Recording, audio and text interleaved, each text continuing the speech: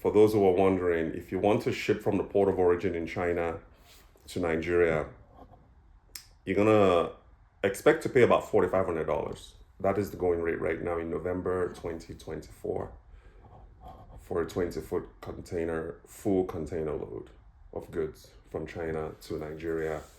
And that is the port of Lagos. That's the Lagos port in Tinkan Island. As far as a 40-foot container goes, 5,800 US dollars. Now, for those who are not able to, or if you're not ready yet to commit to a full container load, an option is what is called an LCL. Okay? Also known as groupage. This is where you ship your goods together with other goods in a container from China via sea freight to Nigeria. That is what we did with our cement mixer, soil compactor, and our block making machine for the heavy equipment rental business that we are launching soon in Nigeria. How do you clear your goods? This is very, very, very important. If you are importing from China to Nigeria, or you are overseas exporting from China to Nigeria through groupage. I'm not going to talk about the full container load yet because we have not shipped a full container load from China to Nigeria as of yet. We haven't done that, so I cannot speak to that because my videos are based on my practical experience and what I've done. Mostly.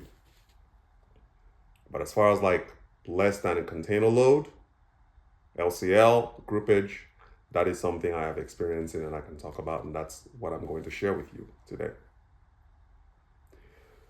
As one of the first things you need to consider is what is known as the importer of record. The importer of record in Nigeria is very, very important. As a practical example, Barricade Ventures, we have a CAC business license in Nigeria. We have a certificate with the NEPC, the National Export. It's an export agency in Nigeria. As a business, if you want to import goods into Nigeria or export goods out of Nigeria, you need to have an NEPC certificate. We have that.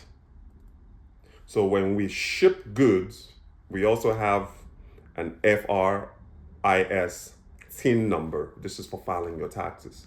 You are going to need all this set in place if you want to be your own importer of record. So when I am sending goods from China to Nigeria or from the United States to Nigeria, I am basically shipping the goods to my own company, Barricade Ventures. So I am the buyer, buying from a manufacturer in China. Barricade Ventures USA buys these goods, export these goods from China to Barricade Ventures Nigeria Limited.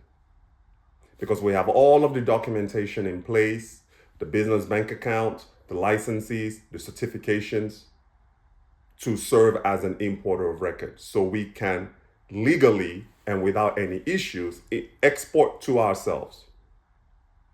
Barricade US ships to Barricade Nigeria Limited.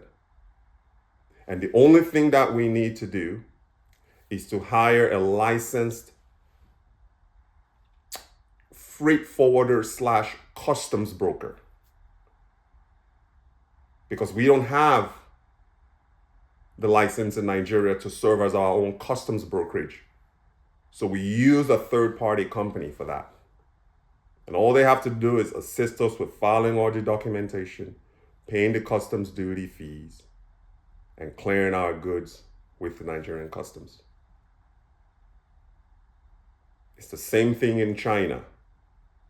We rely on the manufacturer to help us file and clear the goods out of China, ship it via sea to Nigeria. So that importer of record is something that is very, very important. If you are a first-time importer or an exporter and you don't have all of these licenses and certifications and documentations in place, you have no option but to go through a company that does. You can't use me because I am not a logistics company. We are simply an import-export brand, where we deal with just our own goods, the flow of our own goods in and out of Nigeria. But there are companies out there that offer that service, that can serve as an importer of record for you. They will serve as your consignee in Nigeria. So you are the consignor, meaning you are the buyer, you're the primary buyer of the goods that you're shipping. But in order for the goods to clear Nigeria, because you are not an importer of record and you don't have a certificate, you're going to have to use these companies that do. And there's a fee that's associated with that you should be ready and be willing to pay. A way around that is for you to become your own importer of record, and you have to go through these processes of getting licensed. And then you got to file your taxes every year. You got to go through the bells and whistles, dot your I's and cross your T's for you to be an actual licensed importer, exporter in Nigeria. So clearing goods in Nigeria could be as easy or as complicated as you make it. And preparation is also key. When you're ordering product from China, you are going to need what is called a commercial invoice. A commercial invoice reflects the goods that you're exporting or importing, the quantity, the country of origin, and the price. The commercial invoice is what is going to be used to calculate the duty that you will pay in Nigeria. Okay? You're also going to need a packing list. All of this will be arranged on the Chinese end. Another thing to also consider, if you're buying the same product, let's say, let me just, for the sake of simplicity, let's use our own cement mixer for an example. Because what happened is we bought the cement mixer and we bought the cement mixer and the block making machine from one manufacturer. And then we bought the compactor from another manufacturer. So the cement and block, the way that we were able to consolidate this and to make it work was we had the manufacturer who we purchased the compactor from ship the compactor to the manufacturer of the cement and the cement mixer and the block making machine. So then that way the three items are consolidated together and originating from one manufacturer. That's how we were able to do it. But for those of you who are buying multiple items, because the way that China works is when you have a company that makes, and before I even say this, the manufacturer of the cement mixer and the block, they also make compactors. But we just couldn't arrive at a price point that worked for the both of us. And I had already began a relationship, or I had already started talking. It was like there's two verticals that was going on. I was talking to this manufacturer that's making this mixer and the block making machine. And I was also talking to a manufacturer that made the compactor. And I wanted to give them both business. So the best thing to do was just, in order to maintain both relationships, I give this one their order and I give the other one their order. But to consolidate and make the shipping process easier for me, I had the compactor manufacturers send it to the other manufacturer to consolidate them into one. Now, if you're buying multiple items, let's say you want to bring in, I'm looking at my Mac computer monitor, my computer here. Let's say you want to bring in a computer, a few boxes of computers from China, just as an example. And then you also want to bring in some shoes. And in addition to the shoes, you want to bring in some chairs. I'm looking at things in my office. In addition to the chairs, you decide you want to bring in some backpacks. Because of all of these layers and all these multiple suppliers, because the thing about China is you're not going to find the same company that makes bags can never, ever, ever make computers, and vice versa. The same company that makes chairs can never, ever make bags. China is very strict. I wouldn't say it's strict, but they are very disciplined like that. They stick to their core competencies. So you may have an accessories company that will make bags, wallets, belts, maybe a leather goods accessories company can give you all that. They might even make, I don't know, leather watch bands. But they won't never ever cross over to making chairs and computers. The Chinese are very specialized in what they do. Highly, highly specialized. Just like the manufacturer of the construction equipment machines can't then go and start manufacturing parts for airplanes. You get what I'm saying? So if you have all of these multiple products coming in from different companies and different suppliers, you are going to need a trading company to be able to help you consolidate all of these items into one warehouse. You see, that's what so in China, you have two types of people. You have the manufacturers, they call them OEMs, the original equipment manufacturers. And then you have the trading companies. If you are just buying one item and one item alone, it's best for you to go in a decent amount of quantity. It's best for you to go with the OEM so then they can help you create the product, help you with your shipping, and help you get the goods with the documentation and get it. But if you're getting all of this mixed hodgepodge of items, then it's best for you to go with a trading company. A trading company will serve as your consolidator. They will reach out. All you have to do is give them the contact information. Okay, I bought bags from this company. I bought computers from this company. I got chairs from this company. You give them that contact information. You give that trading company the numbers to the suppliers. The trading company will call upon the suppliers and say, okay, boom, my client, Rich and Barricat, ordered a pallet of bags from you.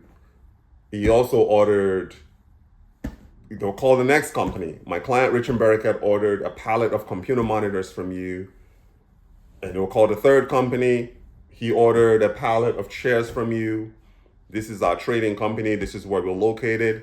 I'm going to need you to ship all of these items to me so I can consolidate them in one warehouse. Get the measurements and the weight, and then ship it to Rich in Lagos, Nigeria, via sea or via air, depending on what you choose. So that is how it works. That is how groupage works. You can deal directly with the manufacturer, or you can deal with trading companies. Trading companies will charge you a fee for their service. They will charge you a fee to receive your goods, store your goods, weigh your goods, measure your goods, come up with, create come up with your commercial invoice and your packing list and the CBM, the cubic meter weight, because that's what you need for sea freight. That is very, very important. What is a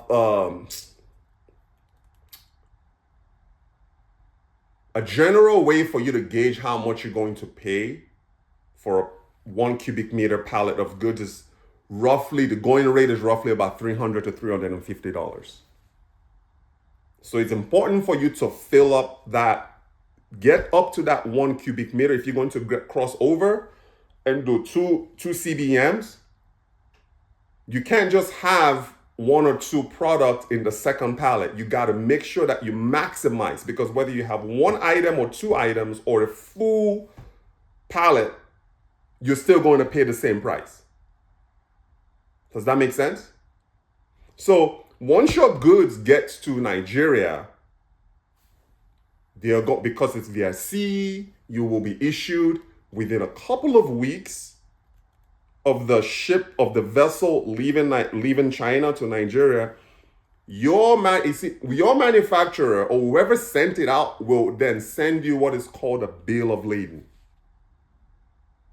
This bill of lading document, they usually come in an electronic form. This is what you will hand over to your customs clearing agents in Nigeria to then start beginning the process, once the vessel arrives, of helping you clear your goods. If you are going through a consignor, someone else that's your importer of record, they are going to need this bill of lading to help with the process of receiving, tracking down, and clearing your goods. As far as the duty, what sort of duty do you expect to pay once your goods arrive? It depends on the category of product. In our case, with our construction equipment, it's 5%. If you're looking at bringing in, let's say, chemicals for commercial or even personal application, chemicals, you're looking at maybe 20 to 25% duty on chemicals. So this is something that you need to really, really consider and factor into. What are you bringing into the country, or what are you exporting into the country? Make sure that you consult with a freight forwarding company or a customs clearing agent in Nigeria first and foremost before deciding to bring a product in. Because they will advise you on what you should expect, because the Chinese side is not going to know what Nigeria charges as far as like duty, custom duty goes. So before you get into importing and exporting, you have to talk to someone. You've got to talk to someone. Otherwise, you risk incurring unnecessary cost. And one of the worst things that could ever happen to you is to just be caught off guard when you send goods to Nigeria and then you realize that, oh my God, I wasn't expecting to pay this sort of amount in clearing fees and in duty and all of that. So these are the things for you to consider. Import-export is a fun, great industry to be in if you know what you're doing. But you gotta talk to the right people. You don't have to go at it alone. You can join the Barricade Network WhatsApp group. We are starting to attract a lot of interest from Chinese service providers on that WhatsApp group. Manufacturers from China are also on that WhatsApp group. We have customs agents. We have clearing agents that could assist you in clearing your goods on the ground in Nigeria. We have project managers that can help you with sourcing on the ground. Procurement agents that can help with buying goods from Nigeria if you want to export Nigerian goods abroad. We have sourcing agents that can help with that process.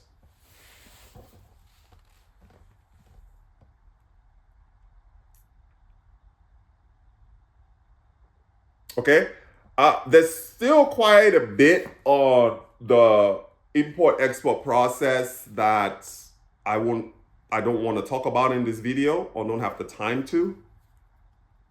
But that's just like the basic foundations on what you need to at least get started.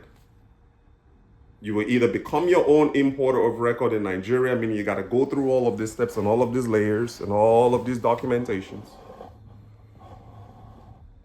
Or you could hire a logistics company or freight forwarding company in Nigeria to serve as your importer of record. So all you have to do is just focus on sourcing your goods, dealing with the Chinese side in what you need to buy, how much it's going to cost, the fees and documentation expenses involved for you to get your goods to Nigeria. All right, guys, hope this helps a little bit. If it helps a lot, feel free to post your comment in the comment section, ask your questions. And I want to wish you all a wonderful day. I'm Rich and Barakat. I'll talk to you guys another time, all right? All the best.